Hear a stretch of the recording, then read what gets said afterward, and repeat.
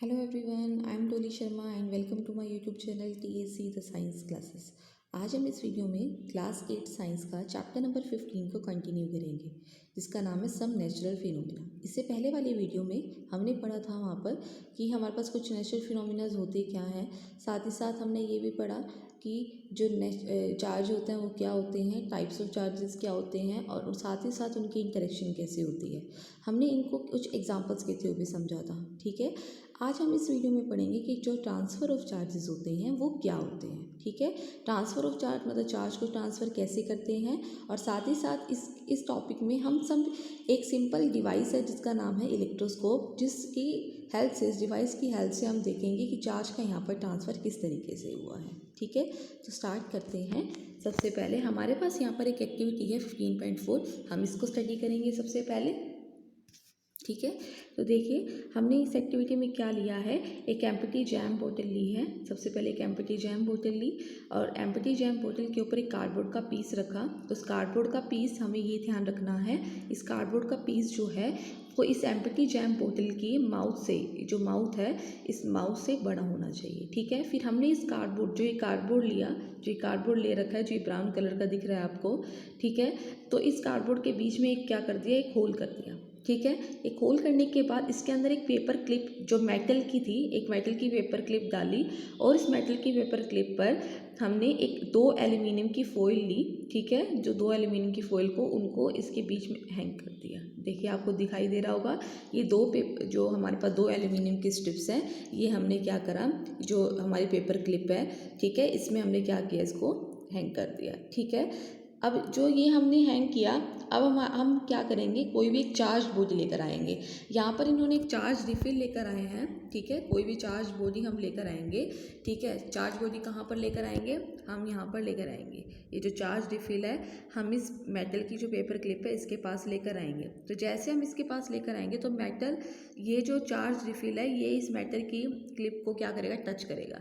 जैसे टच करेगा तो क्या होगा, आप किसी कंडक्टर को अगर चार्ज दे रहे हैं, मतलब कि कैसे दे रहे हैं कि आप उस किसी कंडक्टर को कोई चार्ज बॉडी अगर टच करती है तो उस चार्ज बॉडी का जो चार्ज होता है उस मेटल के अंदर आ जाता है। ठीक है, और ये मेटल की प्रॉपर्टी होती है, कंडक्टर जो, क्योंकि वो कंडक्टर होते हैं, वो उस चार्ज को अपने सरफेस के ऊपर यूनिफॉर्मली डिस्ट्रीब्यूट कर लेते हैं। ठीक है, तो जैसे ही मान लो कि इस चार्ज बॉडी के ऊपर पॉजिटिव चार्ज है। ठीक है, जैसे ही चार्ज बॉडी इस मेटल की जो ये हमारे पास मेटल की जो पेपर क्लिप है इसके साथ कांटेक्ट में आएगा तो ये क्या हो जाएगा, इसकी चार्जिंग हो जाएगी। चार्जिंग इसे कहते हैं चार्जिंग बाय कंडक्शन।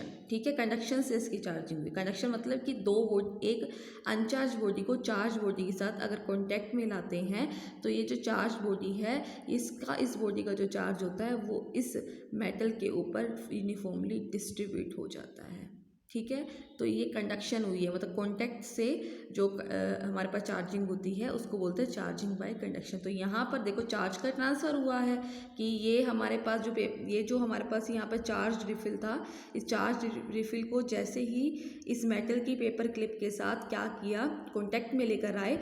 इस मेटल की जो ये मेटल की बनी हुई पेपर क्लिप है इसके ऊपर पहले चार्ज नहीं था, लेकिन इसके ऊपर चार्ज था, तो ये चार्ज किसके ऊपर चला गया, इसके ऊपर चला गया। ठीक है, इज इट क्लियर। देखिए अब अगर चार्ज इसके ऊपर चला गया तो क्या हुआ, अगर इस चार्ज रिफिल के ऊपर पॉजिटिव चार्ज है तो इस मेटल, जो ये मेटल की पेपर क्लिप है इसके ऊपर भी पॉजिटिव चार्ज होगा। तो हम देखेंगे, हमने यहाँ पर क्या देखा कि जैसे ये पॉजिटिव चार्ज यहाँ पर आएगा तो इस एल्यूमिनियम फॉइल के ऊपर भी पॉजिटिव चार्ज आ जाएगा और इस वाली एल्यूमिनियम फॉइल के ऊपर भी पॉजिटिव चार्ज होगा। तो पहले ये ऐसे थी, लेकिन इसके ऊपर पॉजिटिव चार्ज आ गया, इसके ऊपर पॉजिटिव चार्ज आ गया। तो इससे पहले वाले टॉपिक में हमने पढ़ा था कि जब लाइक चार्जेस होते हैं वो हमेशा रिपेल करेंगे, क्या कि यहाँ भी पॉजिटिव आ गया, यहाँ भी पॉजिटिव, तो वो एकदम से यूँ हो जाएंगे। तो यहाँ से हमने हम यहाँ से क्या करते हैं, ये जो डिवाइस होता है यही हमारा इलेक्ट्रोस्कोप होता है कि इलेक्ट्रोस्कोप क्या होता है, एक ऐसा डिवाइस होता है जो कि किसी भी बॉडी पर जो कि चार्ज है वो टेस्ट करता है कि वो चार्ज है कि नहीं है। ठीक है, इस एक्सपेरिमेंट की हेल्प से। तो हमने यहाँ सीखा कि जो इलेक्ट्रोस्कोप होता है, इलेक्ट्रोस्कोप क्या होता है, ये एक ऐसा डिवाइस होता है जो कि किसके लिए यूज़ करते हैं, टेस्ट करने के लिए यूज़ करते हैं कि कोई भी जो ऑब्जेक्ट है वो चार्ज, उसके ऊपर चार्ज है कि नहीं है। तो ये इलेक्ट्रोस्कोप था। तो हमने यहाँ पे इलेक्ट्रोस्कोप के बारे में पढ़ा। ठीक है। नेक्स्ट हमने ये भी देखा कि जो इलेक्ट्रिक चार्ज होता है वो किसी चार्ज बॉडी से किसी दूसरी बॉडी की तरफ जब ट्रांसफ़र किया जाता है वो मेटल कंडक्टर के थ्रू ट्रांसफ़र किया जाता है। अभी हमने देखा यहाँ पर कि हमने एक मेटल कंडक्टर लिया था, बीच में जो पेपर क्लिप थी, एक एल्यूमिनियम की स्ट्रिप्स लगा रखी थी और बीच में पेपर क्लिप जो मेटल की बनी हुई थी। तो कंडक्टर की हेल्प से चार्ज रिफिल से जो चार्ज है वो एल्यूमिनियम फॉइल तक ट्रांसफ़र हुआ। तो मेटल कंडक्टर के थ्रू हुआ ना, और कंडक्टर ने उस रिफिल ने जो कंडक्टर था वो रिफिल जो था यहाँ पर इसके साथ टच करके आया है। तो यहाँ पर इसको बोलते हैं कि चार्जिंग हुई है बाय कंडक्शन। चार्जिंग जो होती है वो अलग अलग तरीके से होती है, बाय कंडक्शन भी होती है, बाय इंडक्शन भी होती है। ठीक है, इंडक्शन होता है कि टच नहीं कराते, उसमें चार्ज अपने आप इंड्यूस्ड हो जाता है। ये तरीका हम यहाँ पे भी अपना सकते थे। ठीक है, नेक्स्ट देखिए। अब देखिए हम जो यहाँ पर हमने ये एक्सपेरिमेंट है, हम इस एक्सपेरिमेंट को बार बार रिपीट कर सकते हैं। ठीक है, कि फॉइल स्ट्रिप लेते हैं। ठीक है, हमने जैसे फॉइल स्ट्रिप को जो एल्यूमिनियम की फॉइल जब के ऊपर चार्ज आ गया था तो वो अलग अलग हो गई थी, ऐसे रिपल्शन हुई थी। तो पहले वो ऐसे थी लेकिन चार्ज हो जाने की वजह से वो ऐसे हो गई। लेकिन जैसे हम इसके ऊपर अपने क्या करेंगे, हम जैसे अपने उस पेपर क्लिप को, जो पेपर क्लिप लगी थी उसको थोड़ा सा हिलाएंगे अपने हाथ से, यानी अपने हाथ से टच करेंगे तो एकदम से क्या होगा, जैसे हम इससे पेपर क्लिप को अपने हाथ से टच करेंगे तो क्या होगा, जो इसके ऊपर सारा चार्ज होगा पॉजिटिव चार्ज, वो हमारी बॉडी के थ्रू सारा अर्थ में चला जाएगा। क्योंकि हम अर्थ से कनेक्ट होंगे, हमारे पैर जो होते हैं वो अर्थ पे हैं। अगर हमारे पैर अर्थ पे हैं और हम इस पेपर क्लिप को अपने हाथ से टच कर देते हैं, ये जो चार्ज्ड मेटल की पेपर क्लिप है इसको अपने हाथ से टच कर देते हैं, तो इसके ऊपर जितना भी पॉजिटिव चार्ज होगा वो सारा कहाँ चला जाएगा, हमारी बॉडी के थ्रू अर्थ में चला जाएगा। क्योंकि हमारी बॉडी जो होती है, जो ह्यूमन बॉडी होती है, वो एक अच्छा कंडक्टर होती है इलेक्ट्रिसिटी की। तो चार्ज को फ्लो करने के लिए एक अच्छा पाथ मिल जाता है, तो सारा का सारा चार्ज जो होता है वो हमारी बॉडी में ट्रांसफ़र हो जाता है और अर्थ में चला जाता है। तो फिर दोबारा से ये जो मेटल की क्लिप थी इसके ऊपर कोई चार्ज नहीं था, इसका मतलब एल्यूमिनियम फॉइल के ऊपर भी कोई चार्ज नहीं था। तो फॉइल जो थी, जो एल्यूमिनियम की जो स्ट्रिप्स थी वो दोबारा ऐसे हो जाएंगी।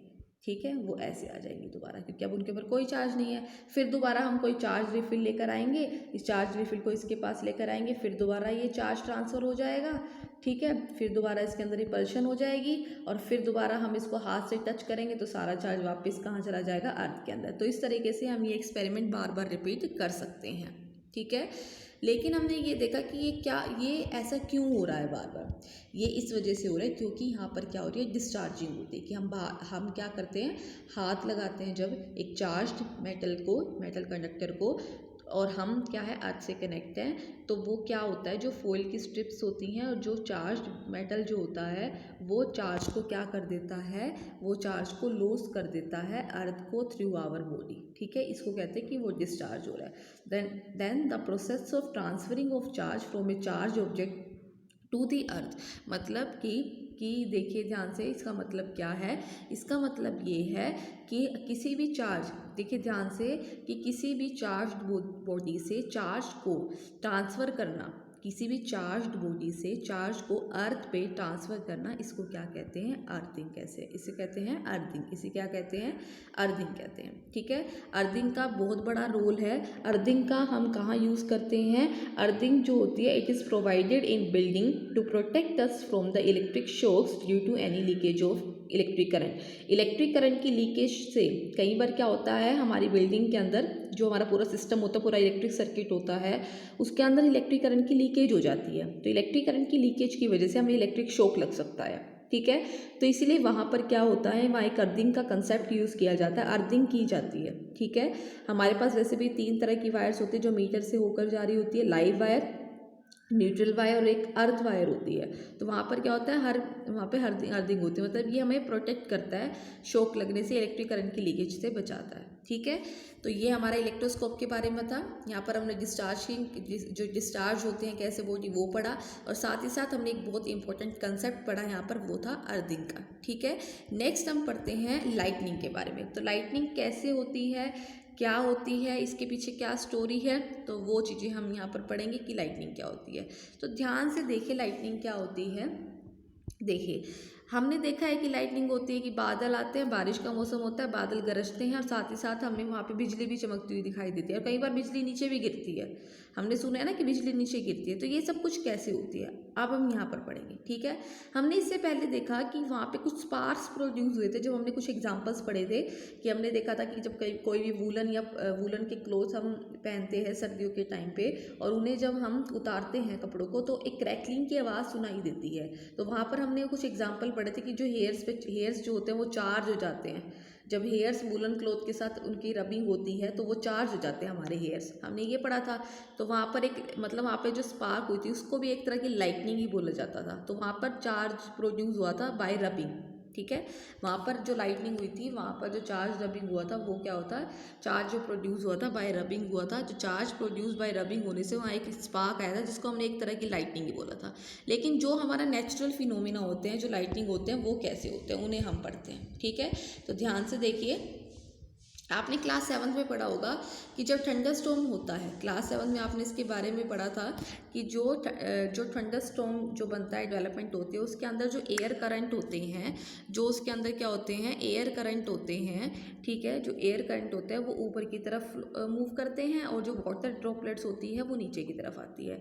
तो इस तरह की जो मूवमेंट होती है कि एयर करंट ऊपर की तरफ, वाटर ड्रॉपलेट्स नीचे की तरफ आते हैं। तो इस तरह की मूवमेंट की वजह से जो सेपरेशन होता है चार्जेस का, वहाँ पे क्या हो जाता है, सेपरेशन ऑफ चार्जेस का होता है। तो इस प्रोसेस से क्या होता था, लाइटनिंग आती थी। लेकिन इसने ये कम्प्लीटली ये जो प्रोसेस थी कि एयर करंट ऊपर जाना, ठीक है, और वाटर ड्रॉपलेट्स नीचे आना, लेकिन ये जो चीज़ थी ये प्रॉपर क्लियर नहीं थी। इससे प्रॉपर क्लियर नहीं हुआ कि लाइटनिंग होती कैसे है। तो आज हम पढ़ेंगे लाइटनिंग क्या होती है, कि इस प्रोसेस में कम्प्लीटली होता क्या है। देखिए इसके अंदर क्या होता है कि जब लाइटनिंग होती है तो जो बादल होते हैं, ये बादल जो होते हैं, ये जो एयर होती है, ठीक है, एयर के साथ क्या होते हैं, रबिंग होती है। जब एयर और क्लाउड्स के बीच में क्या होती है, रबिंग, या क्लाउड्स के बीच में भी क्या होती है, रबिंग होती है, ठीक है। क्लाउड्स के बीच में भी क्या होती है, रबिंग होती है। तो इसमें क्या होता है, जब रबिंग होती है तो ये जो क्लाउड्स होते हैं वो चार्ज हो जाते हैं, ठीक है, फ्रिक्शन की वजह से। कि क्लाउड्स और एयर के बीच में क्या होती है, रबिंग होती है, जो कि फ्रिक्शन प्रोड्यूस करते हैं और उस फ्रिक्शन की वजह से क्या होता है, क्लाउड्स के ऊपर चार्ज हो जाता है। तो जो क्लाउड्स का अपर एज होता है, उसके ऊपर तो पॉजिटिव चार्ज आ जाता है, और क्लाउड्स का जो लोअर एज होता है उसके ऊपर नेगेटिव चार्ज आता है। और साथ ही साथ जो अर्थ होते हैं, अर्थ पे नीचे क्या हो जाता है, पॉजिटिव चार्ज आ जाता है, ठीक है। अब देखिए इसमें क्या हुआ, जिसकी वजह से क्या हुआ यहाँ पर कि ये चार्जेस यहाँ प्रोड्यूस हो गए, और चार्जेस प्रोड्यूस होने की वजह से कि जो ये नेगेटिव और पॉजिटिव चार्जेस होते हैं, ये जो नेगेटिव और पॉजिटिव चार्जेस होते हैं, इन नेगेटिव पॉजिटिव चार्जेस का सेपरेशन हो जाने की वजह से यहाँ पर क्या होता है, यहाँ पर जो ये इस नेगेटिव जो क्लाउड्स होते हैं और जो अर्थ के बीच में जो स्पेस होता है, इसमें जो एयर होती है, ये एयर वैसे पुअर कंडक्टर होती है इलेक्ट्रिसिटी के, लेकिन हाईली अमाउंट में चार्ज को, जो हाईली अमाउंट ऑफ चार्ज यहाँ पर क्लाउड्स पे धीरे धीरे एक्यूमुलेट होता रहता है, एक्यूमुलेट हो जाता है। तो इस एक्यूमुलेट हो जाने की वजह से क्या होता है, यहाँ पर एयर को ये क्या कर देता है, आयनाइज कर देता है, यानी उसको एक कंडक्टर की तरह बिहेव करना स्टार्ट, जो एयर है वो एक कंडक्टर की तरह बिहेव करना स्टार्ट कर देती है, जिसकी वजह से एक लाइटनिंग प्रोड्यूस होती है। जो लाइटनिंग प्रोड्यूस होती है वो क्लाउड्स के बीच में भी होती है, और साथ ही साथ क्लाउड्स और अर्थ के बीच में भी लाइटनिंग प्रोड्यूस होती है। वो इसीलिए होती है क्योंकि वहाँ पे चार्जेस का एक लार्ज अमाउंट में चार्जेस का क्या हो जाता है, सेपरेशन हो जाता है। तो हमें एक स्ट्रिक्स नज़र आती है जिसे हम लाइटनिंग कह देते हैं, और इस प्रोसेस को हम क्या कहते हैं, इलेक्ट्रिक डिस्चार्ज कहते हैं। जो ये प्रोसेस होती है इसको हम क्या कहते हैं, इलेक्ट्रिक डिस्चार्ज। की क्लाउड्स के ऊपर चार्ज आया, नेगेटिव यहाँ लोअर पे, यहाँ नीचे अर्थ पे एक पॉजिटिव चार्ज का एक्यूमुलेशन होता रहता है, यहाँ नेगेटिव चार्ज का एक्यूमुलेशन हो जाता है, यहाँ पे चार्जेस का सेपरेशन हुआ, और चार्जिंग की सेपरेशन की वजह से हमें एक स्ट्रिक नज़र आती है जिसको हम क्या कह देते हैं, लाइटनिंग कह देते हैं। तो ये क्या हो रहा है, एक तरह से यहाँ पे डिस्चार्ज हो रहा है, यहाँ पे ये क्या होता है, चार्ज, ये डिस्चार्ज, इसको कहते हैं डिस्चार्ज होना। और यही जो प्रोसेस है हमें लाइटनिंग की फॉर्म में नज़र आती है। ये क्लाउड्स और अर्थ के बीच में भी होती है, और दो जो क्लाउड्स, जो आपस में क्लाउड्स होते हैं उनके बीच में भी होती है। Is it clear? तो ये था हमारा लाइटनिंग के बारे में, किस तरीके से चार्जेस एक्यूमुलेट होते हैं और किस तरीके से चार्ज का सेपरेशन होता है, फिर डिस्चार्ज होता है, और यही लाइटनिंग होती है। ठीक है, क्लियर? तो हमने ये पढ़ा लाइटनिंग के बारे में। तो ये जो प्रोसेस एक तरह से इलेक्ट्रिक डिस्चार्ज होती है, और जो इलेक्ट्रिक डिस्चार्ज होता है इसी फिनोमिना को, यही जो होता है ये लाइटनिंग के थ्रू ही हमारे पास आता है। ठीक है, आपने देखा भी होगा किस तरीके से जब लाइटनिंग होती है तो कई बार जो बिजली होती है वो अर्थ पे गिर जाती है, जिससे काफ़ी ज़्यादा नुकसान होता है, कई लोगों की जान भी चली जाती है।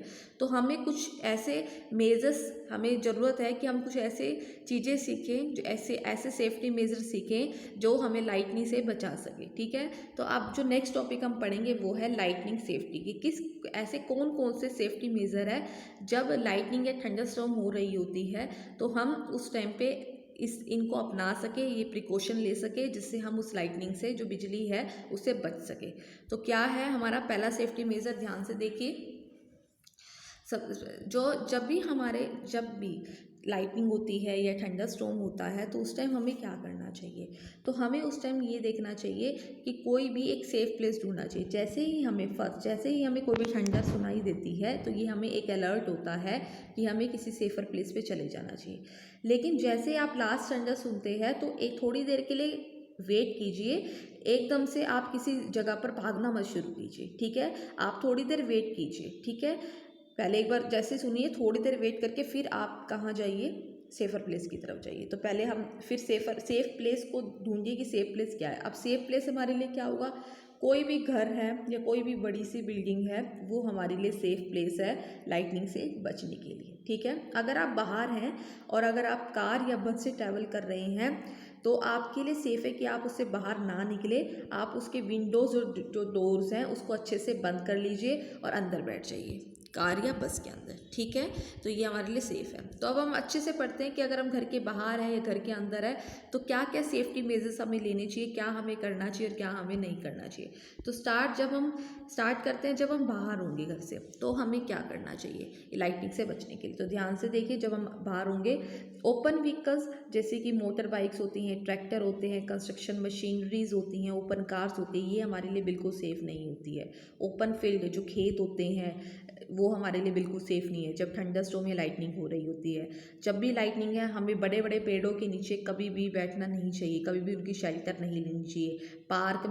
पार्क में हमें नहीं जाना चाहिए, पार्क में जो पेड़ होते हैं उन पेड़ों के नीचे हमें शेल्टर नहीं लेना चाहिए। ठीक है, और जो एलिवेटेड प्लेसेस होते हैं कुछ, ठीक है, कुछ एलिवेटेड प्लेसेस होते हैं वहाँ पे भी नहीं जाना चाहिए। ये सब प्लेसेस जो होते हैं, ये सब जो प्लेसेस है ये हमारे लिए लाइटनिंग के थ्रू अगर हम यहाँ पर शेल्टर लेते हैं तो हमारे लिए सेफ़ नहीं होते हैं। ठीक है, नाउ सेकेंड, अगर आप बारिश आ रही है, ठीक है, और काफ़ी ज़्यादा लाइटनिंग हो रही है, काफ़ी ज़्यादा क्या हो रहा है, बिजली चमक रही है, लाइटनिंग हो रही है, थंडर स्टॉर्म हो रहा है, तो उस टाइम अम्ब्रेला को कैरी करना भी हमारे लिए सेफ़ नहीं होता। क्योंकि जो अम्ब्रेला होता है, अम्ब्रेला के जैसे ये अम्ब्रेला होता है, यहाँ पर जो ये हमारा पॉइंट होता है ये मेटल का बना होता है, तो जो चार्ज होता है वो डायरेक्ट मेटल की तरफ ट्रांसफ़र होके वो हमारी, और हमने इसको पकड़ा होता है ना, यहाँ से हमने पकड़ा होता है, तो जो ये पर्सन होता है, जो पर्सन यहाँ पर जिसने ये पकड़ा हुआ है अम्ब्रेला, ये पर्सन जो होता है वो एक अच्छा कंडक्टर है इलेक्ट्रिसिटी का। तो चार्ज इस मेटल बॉडी से होता हुआ वो हमारी बॉडी से होता हुआ अर्थ के अंदर चला जाता है। तो इससे क्या होता है कि जो बिजली है वो हमारी बॉडी के ऊपर गिर सकती है। ठीक है, तो इसीलिए अम्ब्रेला को कैरी करना भी सेफ नहीं है हमारे लिए ड्यूरिंग थंडरस्टॉर्म और लाइटनिंग। ठीक है, क्लियर। तो आपको हमेशा क्या देखना है, जैसे ही कभी भी थंडरस्टॉर्म आती है, लाइटनिंग आती है, तो कभी भी ओपन फील्ड या टॉल ट्रीज़ के नीचे, कभी भी जो पार्क में बड़े बड़े ट्रीज़ होते हैं, शेल्टर बने होते हैं, उनके नीचे कभी भी आपने शेल्टर नहीं लेना है, कभी नहीं रुकना है, आपको अम्ब्रेला नहीं कैरी करना है। अगर आप फॉरेस्ट पे हैं, अगर आप जंगल में गए हुए हैं तो बड़े ट्रीज़ के नीचे शेल्टर नहीं लीजिए। जो छोटे शेल्टर्स होते हैं उन पेड़ों के नीचे क्या कीजिए, शेल्टर ले सकते हैं। ठीक है, क्लियर। साथ ही साथ कोई कोई जो पोल होता है, कोई जो इलेक्ट्रिक पोल्स होते हैं, अगर आप कहीं जा रहे हैं, लाइटनिंग हो रही है, उन पोल से आप दूर रहिए। ठीक है, क्लियर। और साथ ही साथ अगर आप कहीं भी बाहर ओपन में हैं, ठीक है, अगर ओपन में है तो क्या कीजिए, तो आप ग्राउंड पे एकदम से बैठिए मत, ठीक है, एकदम से लेटिए मत। आप उसको कैसे कीजिए, आप ये जो पोजीशन आपको पिक्चर में नज़र आ रही है, इस पिक्चर को देखिए, इस तरीके से आप बैठ सकते हैं। अगर इस तरीके से बैठेंगे तो आप लाइटनिंग से बच सकते हैं। Is it clear? ठीक है, तो आपने देखा कि अगर आप घर के बाहर है तो लाइटनिंग से कैसे बच सकते हैं, कि कभी भी ओपन प्लेस पे कभी नहीं हमें खड़ा होना चाहिए, किसी बड़े पेड़ के नीचे शेल्टर नहीं लेना चाहिए, अम्ब्रेला नहीं पकड़ना चाहिए। अगर आप किसी जंगल में हैं तो किसी बड़े पेड़ की बजाय एक छोटे पेड़ के नीचे आप शेल्टर ले सकते हैं। साथ ही साथ जो बड़े बड़े इलेक्ट्रिक पोल्स होते हैं उनसे थोड़ा दूर रहना चाहिए। और अगर आप ओपन ग्राउंड में हैं, मान लो और आपके आसपास कोई सेफ प्लेस आपको नहीं दिखाई दे रहा है, तो आप इस पोजीशन को लेकर बैठ सकते हैं। इससे आप बच सकते हैं लाइटनिंग से। Is it clear? तो ये हमारे पास कुछ है। और साथ ही साथ एक सबसे इम्पॉर्टेंट स्टेप है कि अगर आप बाहर हैं, अगर आप आउटसाइड द होम है, तो आप किस तरीके से बच सकते हैं। अगर आप किसी कार और बस में हैं तो आप क्या कीजिए, उस कार और बस से उतरिए मत। अगर लाइटनिंग हो रही है, आप उस कार और बस के नीचे अंदर ही बैठी रहिए और अपनी विंडो और डोर को अच्छे से बंद कर लीजिए, क्योंकि ऊपर मेटल की जो प्लेट होती है, जो मेटल की जो ऑब्जेक्ट्स होते हैं, वो हमें हमेशा लाइटनिंग से बचाते हैं। ठीक है। अब नेक्स्ट हम बात करते हैं कि जब हम घर के अंदर होंगे तो हम किस तरीके से, हम क्या क्या हमें प्रिकॉशंस लेनी चाहिए थंडरस्टॉर्म से बचने के लिए। जब थंडरस्टॉर्म हो रही है तो हमें क्या करना चाहिए और क्या नहीं करना चाहिए। ध्यान से देखिए, अगर हम घर के अंदर हैं तो जो हमारे पास जो टेलीफोन की कोर्ड्स होती हैं, जो इलेक्ट्रिक वायर्स होती हैं, जो मेटल की पाइप्स होती हैं, ये स्ट्राइक कर सकती हैं। जो लाइटनिंग है ये इनको सीधा टारगेट बना सकती हैं, क्योंकि इनके जो इलेक्ट्रिक डिस्चार्ज होता है। ठीक है, क्योंकि जैसे थंडरस्टॉर्म होती है तो हमें जो ये टेलीफोन की कोर्ड्स होती है, इलेक्ट्रिक वायर, इन मेटल की कोई पाइप है, इनको हमें टच नहीं करना चाहिए, हमें इनको अवॉइड करना चाहिए। ठीक है, उस टाइम पे हमें मोबाइल फ़ोन्स का हम यूज़ करना चाहिए। जो कोर्डलेस फ़ोन्स होते हैं, जो मोबाइल फ़ोन्स होते हैं, जिनके मतलब वायर्स के बिना वाले जो फ़ोन्स होते हैं, ठीक है, हमें उसको यूज़ करना चाहिए। वो हमारे लिए बिल्कुल क्या है, सेफ़ है। ठीक है। और जो हमारे पास वायर्ड वाले फ़ोन होते थे, जो हमारे पास, हमें एडवाइस नहीं है कि हमें उस तरह के जो फ़ोन यूज़ करने चाहिए। ठीक है। साथ ही साथ जब थंडरस्टॉर्म हो रही है उस टाइम पे हमें बाथिंग भी नहीं लेनी चाहिए। ठीक है, मतलब रनिंग वाटर के नीचे हमें बैठना नहीं चाहिए, उसे अवॉइड करना चाहिए। जो इलेक्ट्रिकल अप्लायंसेस है, जैसे कंप्यूटर हो गया, टीवी हो गया, उनको फटाफट से अनप्लग कर देना चाहिए। ठीक है, इलेक्ट्रिक लाइट को आप ऑन कर सकते हैं, वो हमें किसी तरह का हार्म नहीं पहुँचाती, लेकिन जो इलेक्ट्रिकल अप्लायंसेस होते हैं, जैसे कंप्यूटर हो गया, टीवी हो गया, रेफ्रिजरेटर हो गया, हमें उनको उस टाइम पे अनप्लग कर देना चाहिए। हम उसको क्या करना चाहिए, बंद कर देना चाहिए। ठीक है, तो ये हमारे कुछ सेफ्टी मेजर्स थे जो हमने पढ़े यहाँ पर, कि किस किस तरीके से लाइटनिंग से हम बच सकते हैं। ठीक है, अगर हम इनसाइड द हाउस है या आउटसाइड द हाउस है। ठीक है, और भी हमारे पास जो हमारी बिल्डिंग्स होती हैं, उनसे लाइटनिंग जब होती है तो उन्हें, जो बिल्डिंग होती है उन्हें लाइटनिंग से बहुत ज़्यादा खतरा होता है। ठीक है, इससे काफ़ी ज़्यादा डिस्ट्रक्शन हो सकती है। तो एक लाइटनिंग कंडक्टर होता है, जिसकी हेल्प से, एक ऐसा डिवाइस होता है जो बिल्डिंग को लाइटनिंग से क्या करता है, प्रोटेक्ट करता है। तो इसके बारे में हम नेक्स्ट वीडियो में पढ़ेंगे। आज हमने इस वीडियो में जो पढ़ा है वो है लाइटनिंग क्या होती है। ठीक है, लाइटनिंग कैसे, कि क्लाउड्स की हेल्प से कैसे लाइटनिंग कैसे प्रोड्यूस होती है। साथ ही साथ हमने इलेक्ट्रोस्कोप के बारे में पढ़ा और ऐसे सेफ्टी मेजर्स के बारे में पढ़ा, जो कि अगर हम घर के अंदर है, घर के बाहर है, तो थंडरस्टॉर्म के टाइम पे हमें वो चीज़ नहीं करनी चाहिए। ठीक है, आई होप आपको सब कुछ क्लियर हो चुका होगा। Thank you.